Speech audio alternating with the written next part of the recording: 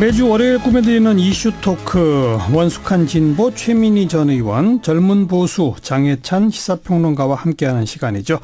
오늘 토크의 주제는 지금 계속해서 큰 충격 던지면서 우리 사회를 뒤흔들고 있는 미투 운동 이야기를 해보겠습니다.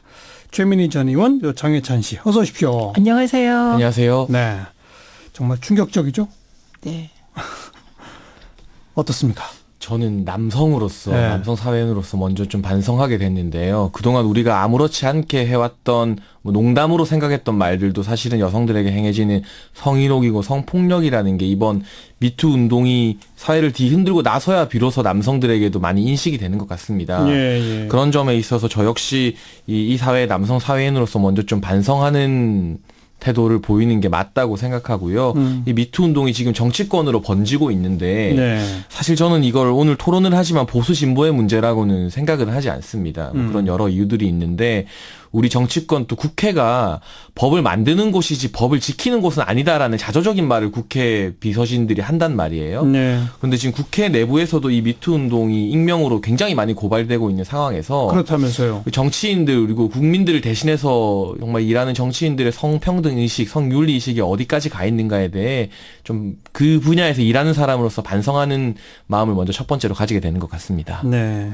권력 관계가 존재하면서 비밀스럽고 은폐된 조직일수록 이런 게 많은 거죠?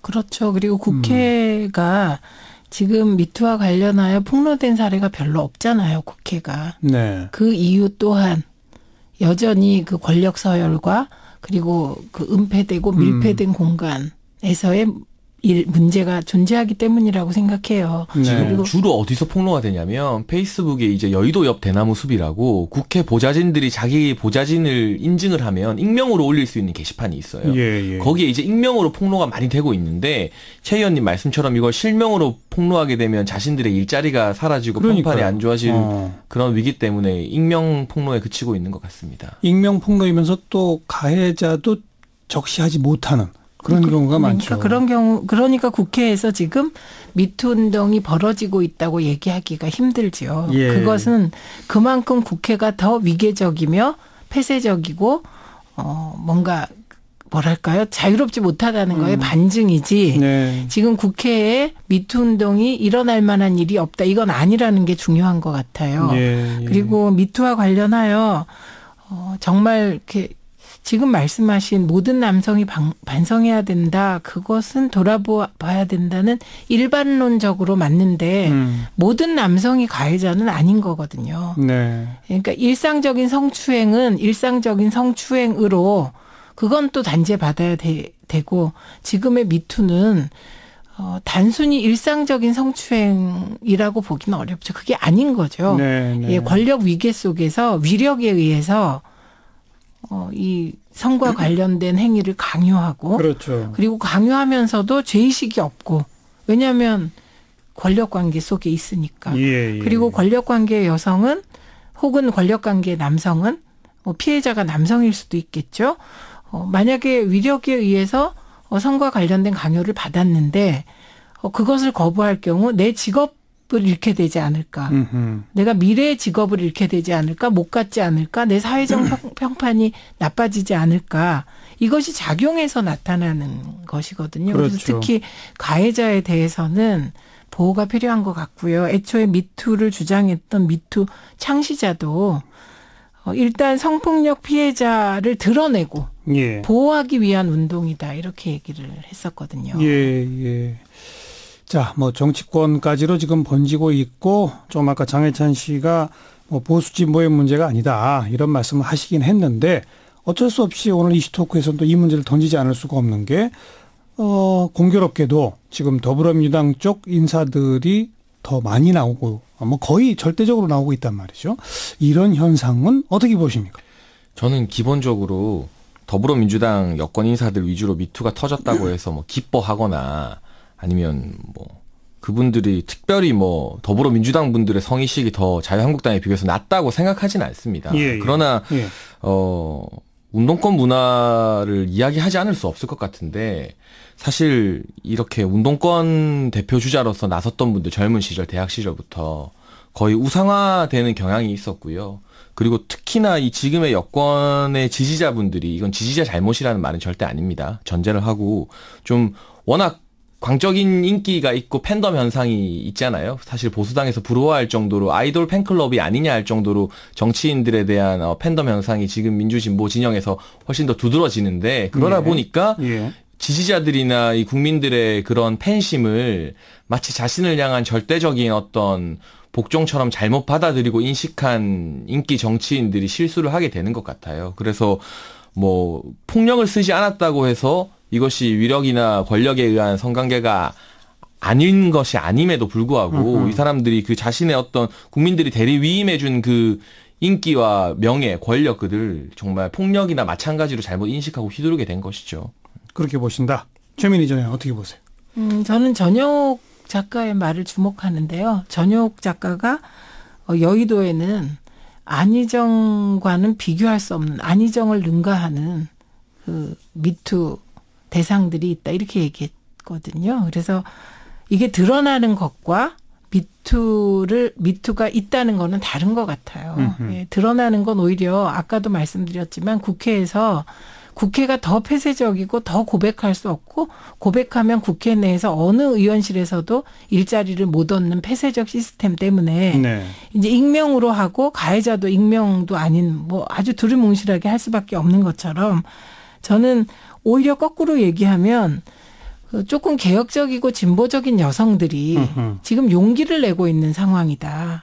이렇게 봅니다. 어떤 면에선. 그리고 문재인 정부에서 이렇게 고백을 해도 정부가 불이익을 줄 것 같지 않은 믿음 이런 게 있는 것 같고 그다음에 또 다른 측면에서는 지금 가해자들에게 당한 피해자들이 계속하는 얘기가 추가의 피해자들이 나오지 않기를 바란다면서 지금 고백하고 있는 거거든요. 그러니까 조금 더 용기를 먼저 낸 거다. 이렇게 보이고요. 그다음에 운동권 문화라고 얘기하는 건 너무 추상적이고 그 80년대에 민주화 운동권에 대해서 좀 모독인 것 같아요. 이게 전체가 그런 게 아닌데 이것도 논리학적으로 류개념의 오류 비슷한 오류 같고요.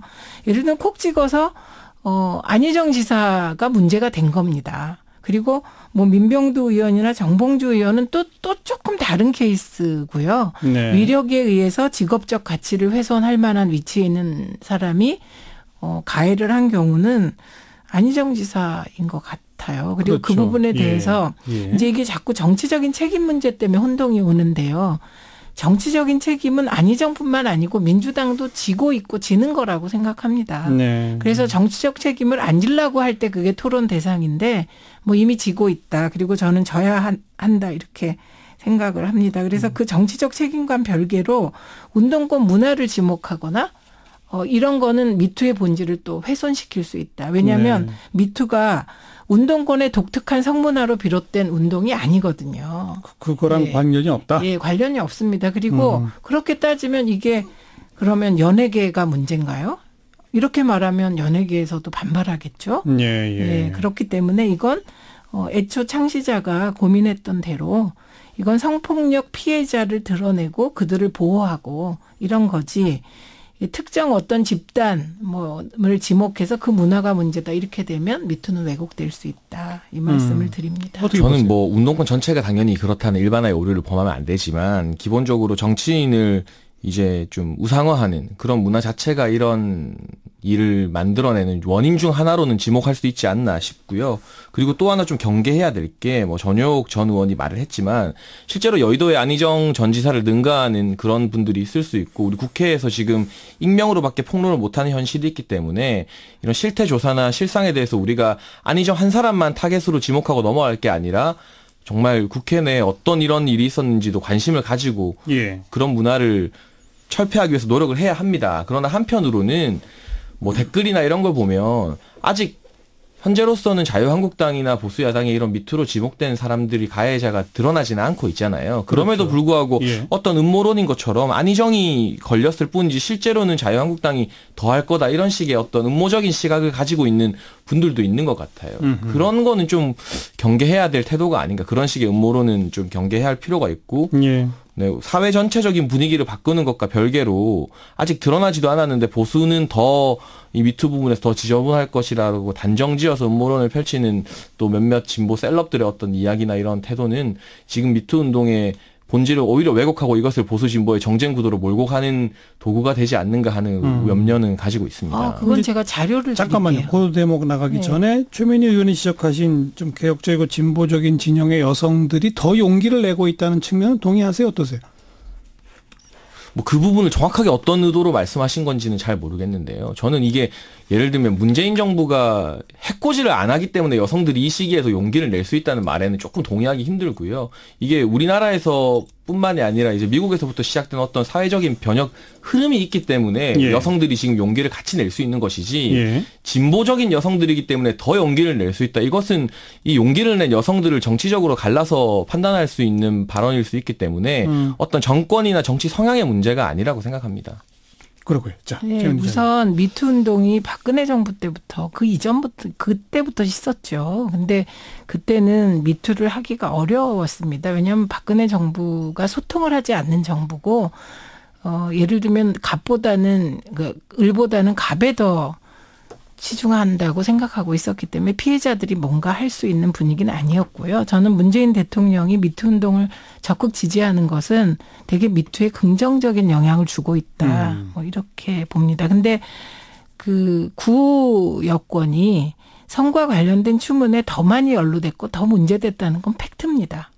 왜냐하면 국회에서 그동안에 2000년부터 뭐 최근까지 2017년까지 한 30건 정도의 성추문과 관련된 문제가 있었고 이게 윤리위에 회부됐는데요.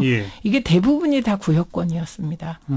그래서 뭐 신모 의원 같은 경우는 성폭력 문제, 김모 의원 같은 경우는 재수와 관련된 성폭행건 등등, 그리고 뭐 최모 전 법사위원장의 성추문, 이렇게 해서 그 추문이 굉장히 많았습니다. 폭행이.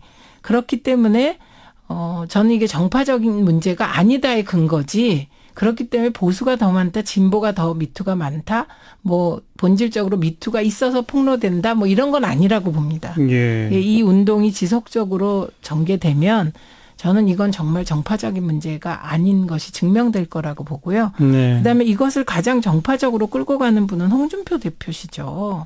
좌파에서 더 많이 이게 폭로돼서 뭐 그랬으면 좋겠다든가 이걸 정파적으로 악용하고 계신 거죠. 근데 악용하건 안 하건 안희정 지사나 민주당 소속의 정치인들이 미투 혹은 불륜 혹은 성추행의 폭로 대상이 되면 그것으로 민주당은 타격을 입는 것이죠.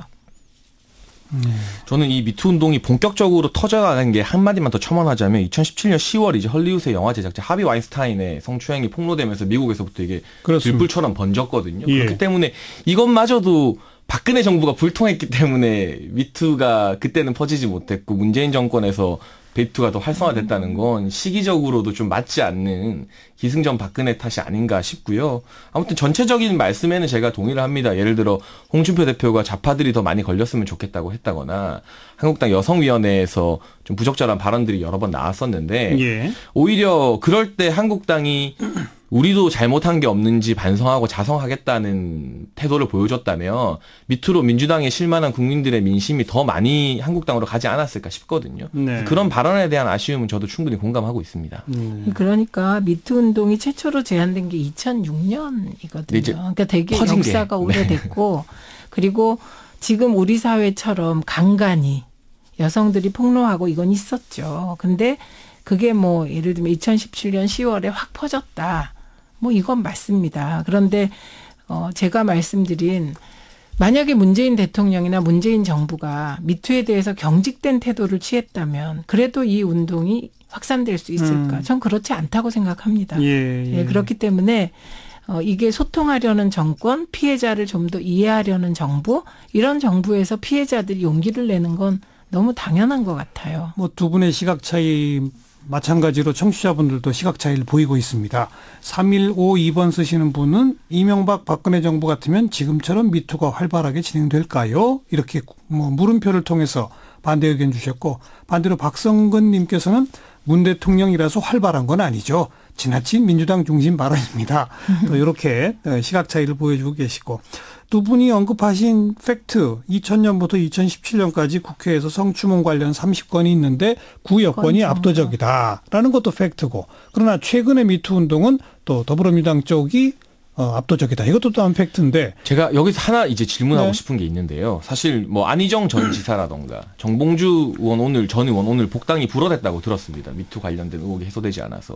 그런데 이제 결은 조금 다르지만 어쨌든 민병두 의원 같은 경우도 미투 운동의 어떤 대상으로 폭로가 됐었고 그 부분을 이제 진실을 다퉈야 되는 부분이 있는데 안희정 전 지사나 정봉주 전 의원에 대해서는 상당히 단호한 민주당이 현역 국회의원인 민병두 의원이 자신해서 이 부분에 대해서 어느 정도 책임을 지고 일반인 신분으로 다투기 위해 국회의원 사퇴하겠다고 했잖아요. 예. 이것에 대해서 뭐 직접 찾아가서 원내대표가 만류하고 뭐 전화로 만류했던가요? 아무튼 이렇게 붙잡는 모습은 현역 국회의원 한 자리가 그만큼 더 소중하기 때문에 민병두 의원에 대해서는 조금 더 예외로 두는 것인지 왜 안희정 전 지사나 정봉주 전 의원 같은 경우도 지금 진실을 다투고 있는데 복당을 불허했잖아요. 눈물로 기자회견 했는데도 불구하고 이 태도가 다른 부분에 대해서는 민주당의 어떤 일관성에 대해서 의문을 제기하는 국민들도 있을 것 같은데 답해보시죠. 어떤지 궁금합니다. 예, 우선 안희정 지사의 경우는 본인이 성폭행을 당했다고 피해자가 폭로를 했고 또 다른 피해자가 나왔습니다. 그러니까 이 건은 다른 건하고는 분리해야 된다고 생각합니다. 그다음에 이제 정봉주 전 의원 같은 경우는 이게 성추행인지 성추행 미수인지 그때 정봉주 의원이 무슨 그 위력을 가진 위치였는지 아니면 그 상대방을 직업적 가치를 훼손할 위치였는지 이걸 잘 모르겠어요. 또 정봉주 전 의원은 우선 사실 무근이다라고 하니 네, 주장하고 그래서 있으니까. 이게 공방이 계속되고 있습니다. 그런데 이 상황에서 공방하고 있는데 복당 신청을 한 거잖아요. 네. 그러니까 이거는 그 복당의 과정에서 원칙이 있어요. 그 원칙에 따라 불허한 겁니다. 예, 그다음에 민병두 의원 같은 경우는 뭐냐면 제가 아까 30건에 달하는 그게 정확히 수치가 기억 안 나서 그 성추행과 관련한 추문이 있었을 때 그중에 윤리위에 들어갔다 본회의에 올라온 게 딱 한 건이에요. 강모 변호사 건입니다. 근데 그것도 제명으로 올라왔다가 뭐 3개월인가 2개월인가 출석 정지로 끝난 사건입니다. 그러니까 민병도 의원의 성추행의 경우 이게 의원직을 사퇴하거나 본회의장에서 제명할 사건인가에 대한 판단은 전 할 수 있다고 생각을 합니다. 과거 전례에 비추어서. 네, 그런 일이 여러 건 있었거든요. 그렇기 때문에 뭐 민병두 의원에 대해서 많은 분들은 그게 의원직을 사퇴할 사안이냐 이런 의문을 또 제기하고 있는 거거든요. 그러면 우리 당이 의원직 한 석이 소중해서 그런 거 아니냐 뭐 그런 면도 있겠죠. 예, 의원직 한 석이 소중해서 이 건이 안희정 지사 건 같으면 당에서 그렇게 했겠습니까? 예, 이거는 그 과거의 전례에 비추어서 이 정도는 너무 과한 대응이 아니냐. 그리고 지역구 주민들도 너무 과하다고 지금 계속 항의를 하고 있으니 그 뜻을 받아서 이건 좀 다퉈보면 어떻겠냐. 윤리위에도 가고. 만류해 볼 수 있는 거다. 이렇게 절차를 밟아라. 이렇게 한 게 아닐까요? 어떻게 설명이 됐나요? 뭐 저는 그럼에도 불구하고 이 정봉주 전 의원을 대하는 민주당의 강경한 태도와 민병두 의원을 대하는 태도가 좀 많이 다르다는 생각이 드는데 의원님 말씀 듣고 그래도 어느 정도 이해가 되는 부분이 있습니다.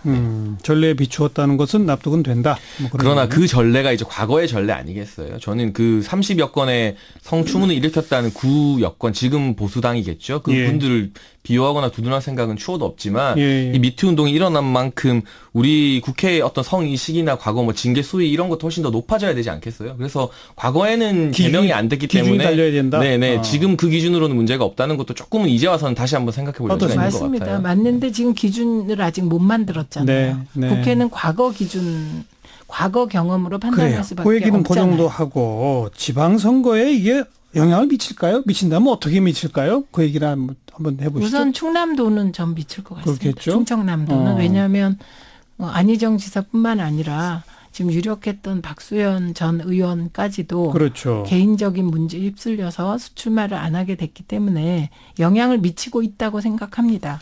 그런데 이게 전체판에서는 대통령의 국정수행 지지율이나 민주당의 지지율에는 영향을 많이 미치고 있지는 않은 것 같습니다. 그리고 어떤 측면에선 이제 추미애 대표가 여성 대표이기 때문에 미투에 대해서 되게 신속하고 단호하게 대응을 하고 있습니다. 그 점이 국민들께서 보시기에 예. 그 과거 남자 대표들은 이런 거를 처리하는 거 보면 되게 미적미적되고 공방을 지켜보고 이랬는데 신속하게 대응하는 걸 보고 당과 그 개인을 좀 분리하고 있는 게 아닌가. 네. 그래서 전체적인 판을 흔들 이슈는 아닌 듯합니다. 장해찬 씨는 어떻게 보세요? 저는 뭐 지지율로 보면 나오듯이 전국 선거에 미치는 영향은 생각보다 낮은 것 같은데요. 예, 예. 충남도지사 같은 경우도 지금 박수현 전 대변인이 사퇴했지만 양승조 의원이나 복귀양 전 아산시장의 준비가 굉장히 탄탄했다고 듣고 있습니다. 그래서 저는 오히려 충남도지사 선거에는 그렇게 큰 영향이 없을 거라고 보는데 그래요? 대전시장이나 이제 천암갑 보궐선거에서 이제 친한계로 불렸던 분들이